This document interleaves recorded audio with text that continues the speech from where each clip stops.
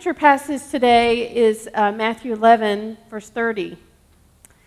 My yoke is easy and my burden is light. I'd like for you to say that with me. My yoke is easy and my burden is light. So I am back.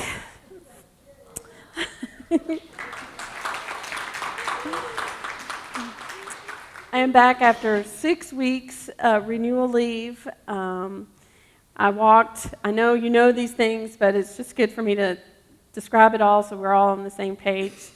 I did the Camino de Santiago, which is a 500-mile trek across northern Spain from France all the way to the supposed resting place of the bones of the Apostle James in Santiago de Compostela.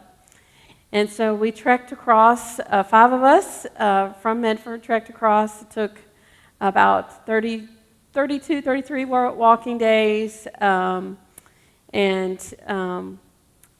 did some days of touring, so those were also walking days. If you've ever been a tourist in Europe, you know those are also big walking days. So even our rest days were walking days. But it was such an amazing experience. I feel very privileged to be here. And as proof of my adventure, I have my certificates. This is my passport. When you start the Camino, you're given a passport, and you're supposed to take that to Santiago and show evidence of your walk. So every day, you get a stamp. Based on where you are. This was my first one in St. Jean, France, and they go all over, and then they're on the back also. I filled this one, had to get another one, because it's a long way. So there's another one as evidence of my walking. And then my last one is this one. And the very last one says the end, and that was in Finisterre on the coast. So those are my passports to show where I have been. And you take these passports to the office in Santiago de Compostela.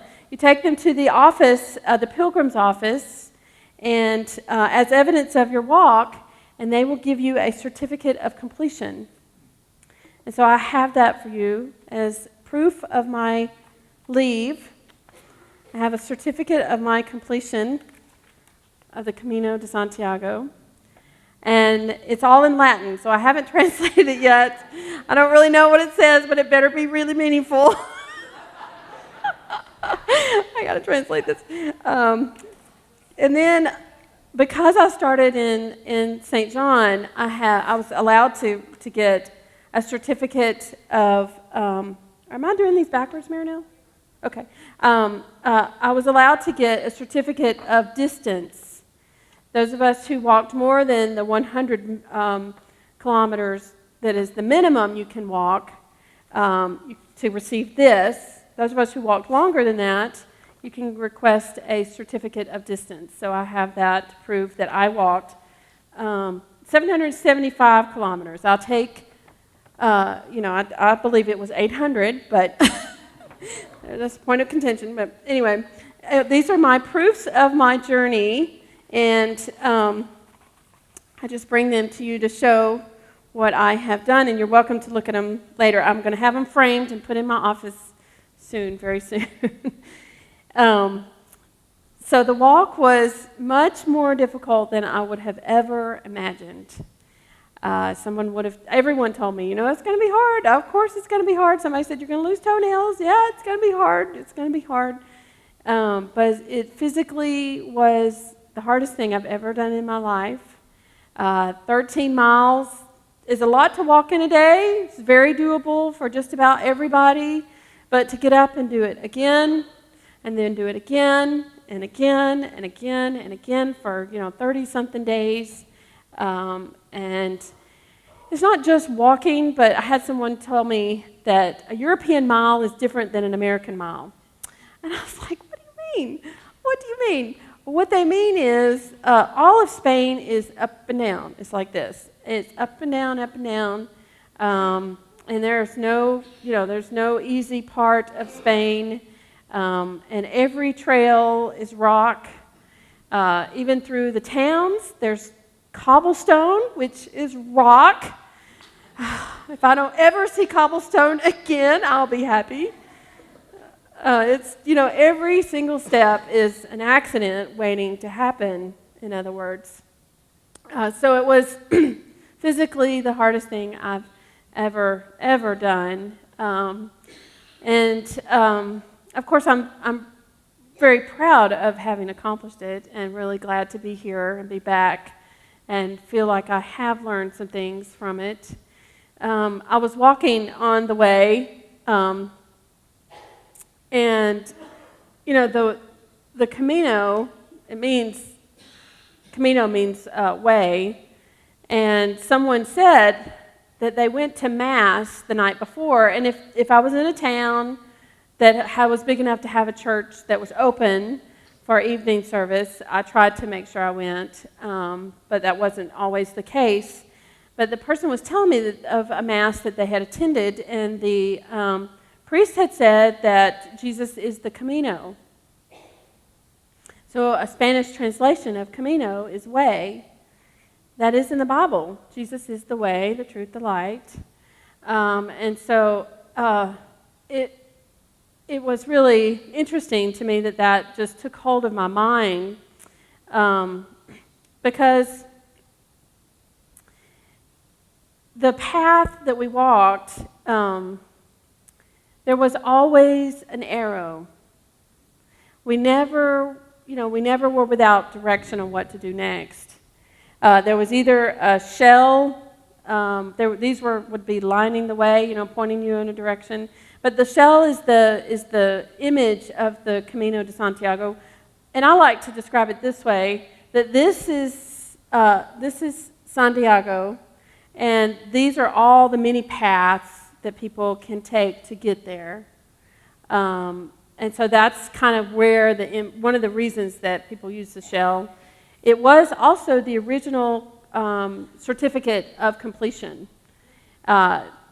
They're close to the coast, and if you came from far away, you would be given a shell to show that you made it. And so that's another reason that the shell is an image. But to say that Jesus is the Camino is to show that Jesus is the way. Well, as I said, the Camino de Santiago, there's always a directional sign. There's always a way sign.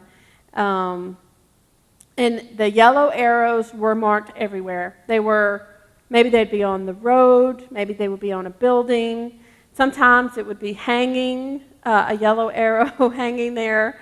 It would be painted here and there and everywhere. There was never really any doubt which way to go. Now, the interesting thing about that is, having been on the way that long, you lose track of just about everything. You could ask somebody, what day is it? And you would have to go to about 10 or 15 pilgrims before we figured out what day it was. I mean, you just simply lose track of time. You're on the Camino. Every day is walking, and you don't know what day it is.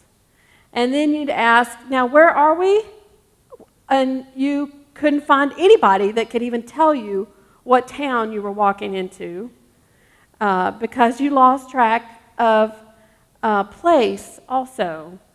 You'd even ask, so where did we stay last night? Where did I put my head and sleep? And no one could remember.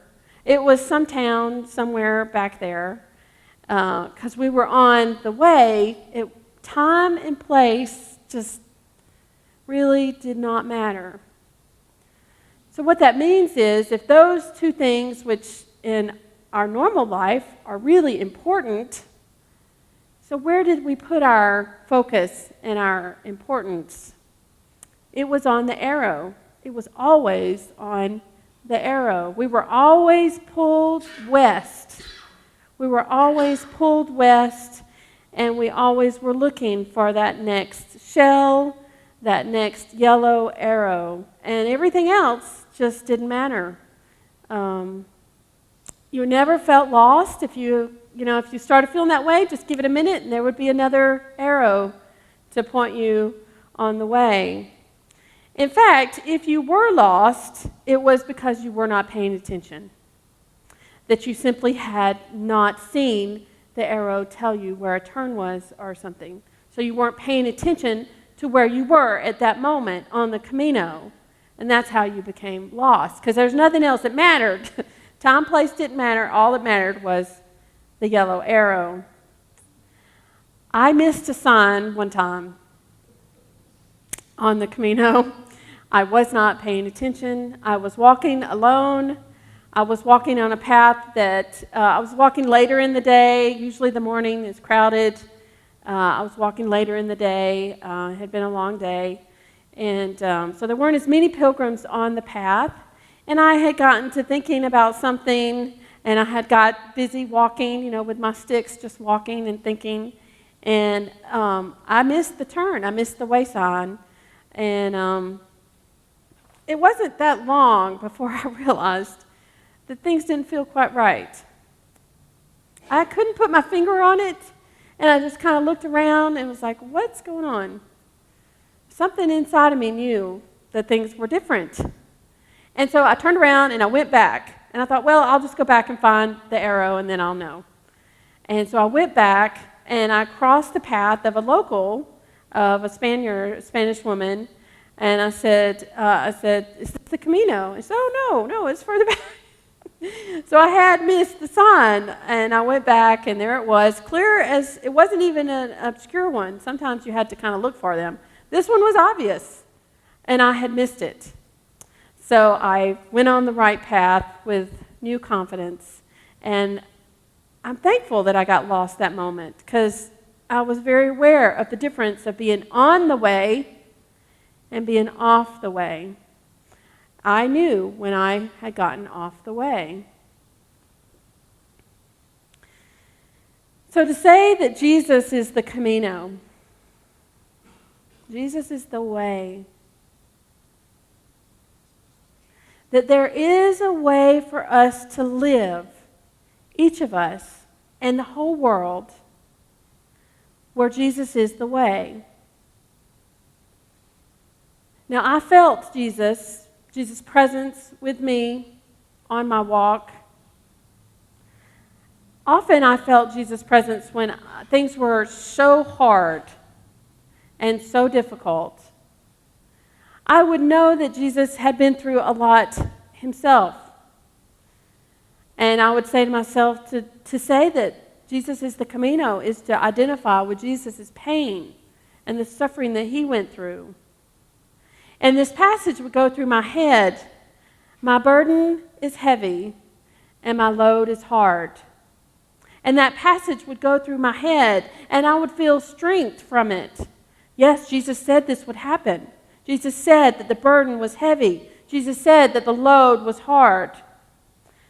And for weeks, I knew that I would come back, and this Sunday here, the very first Sunday back in the pulpit, I would preach that verse.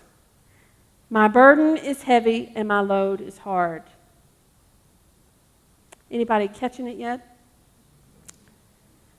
What a surprise to me to go looking for that verse and instead find, can you go back one? Find this verse. My yoke is easy and my burden is light.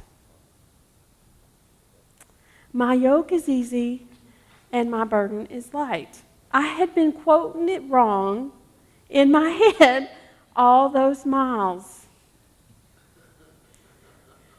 I know, and it's absolutely contrary to what I had been quoting in my head. I was asked a couple days ago, since I've been back, tell us, what was the worst moment and the very best moment of your trip? We want to hear all stories. We want to hear stories. So tell us about that. And so I told this story.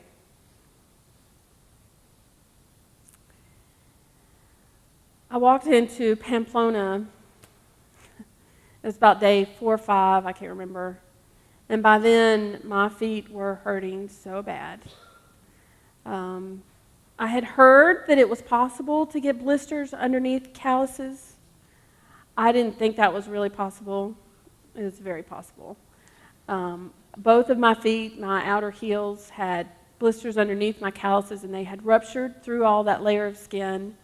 I apologize for telling you about this, but trust me, it was more painful for me. So I walked into Pamplona, where every step was shooting pain, and I had walked 13 miles that day with every step hurting. And my vision was impaired. I could not see clearly. I was so distracted with pain. And all I wanted to do was just get to my bed and rest. And so I walked into this amazing city, Pamplona, and I couldn't even pay attention to the beauty around me. And I found my friends in the albergue that we were staying, the hostel that we were staying at that night, and they had arranged for our foot massage, and luckily it was right across the street from where we were staying.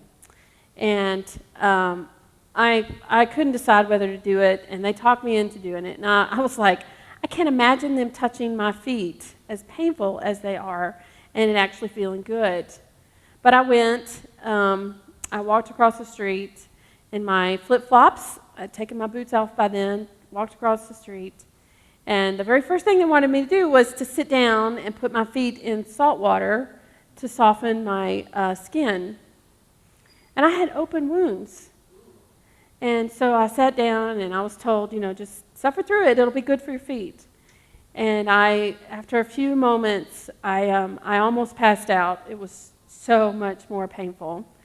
And so the masseuse took me and laid me down and massaged my stomach and calmed me down and told me, you just rest while I, work on these other two. So he was massaging while I laid there and calmed down. And the road had been so hard. Every step had been a rock and pain, and to lay there in this soft and beautiful place was just a bit of heaven. And so I laid there, and then when it was my turn, the Spanish gentleman that gave me the massage, he was, very short, very kind, very gentle, very respectful, a true servant of God, and sat me down, and he just held my foot, and it was so soft that I started crying. I'd had so much hard, and suddenly it was soft, and I knew that he was praying for me. I could just tell the way he was holding my feet. And I started crying, and I knew that my tears were not going to just go away. And I had not cried through all the pain I'd already been through, so I just thought this must be a good thing. So I laid my head back against the wall and just cried and let him massage my feet. And every now and then, he would stop and just hold my feet. And I looked up at one of those times, and instead of a Spanish masseuse, at that moment I saw Jesus. There's a scripture passage where Jesus washes the disciples' feet. And so when I looked up and he was holding my feet so kindly, I saw Jesus. And it made all the difference in the world. Instead of remembering all the pain I had been through, I felt flooded with joy of being treated so kindly. I was flooded with the love that I knew I was feeling from all my friends and loved ones. And this love I felt from this man, I felt filled with gratitude at what an amazing experience I was getting to have. I felt full of hope that I could finish. At that point, it just wasn't clear. I felt full of goodness in the world, an abundance of life, and so full of gentleness from a total stranger. We are told that Jesus is the way. The Camino of Jesus is our task as Christians to follow. Yes, it is a bit contradicting that a burden can be light. Can you go back one more time? Because it's not really a burden if it's nothing. But to say a burden can be light seems really unimaginable. But in that moment when that person was taking care of me, I knew I could make it all the way, no matter what pain. Because in that moment, I was seeing Jesus, and anything was possible. The yoke is easy. This is an interesting phrase, actually. A yoke is a wooden bar that attaches two animals to pull a load. It's a wooden beam that attaches two animals to work together to do the task. It's sometimes used as a verb, to yoke a pair of oxen. And I'm sure that, we're not farmers anymore, but I'm sure that the original listeners to Jesus' words would have heard, "My yoke is easy," and understood that this was a joint activity. This is not a load that we have to carry alone. This is a load that we carry together with the very presence of Jesus in our life. Now, I know that the Camino was hard and it was difficult. It is no different than our own lives. It can be very hard to live a life where we're following a path. Where is the arrow God wants me to go? Where is it that I can follow the yearning of God's longing for the world? That's not an easy path that we are, as Christians, are called to follow. And yet, the yoke is easy because we are not doing it alone. Our task is to live as Christians with our eyes open to the arrows in our lives, pointing us in the direction God wants us to go. And to live aware of that at all times. And know when things are not quite right, we got to find that arrow again and get back on the Camino. Because the world is full of pain. And God longs for us to carry the kind of load that's about His direction, about God's direction. Because that kind of load is easy, and that kind of load is light.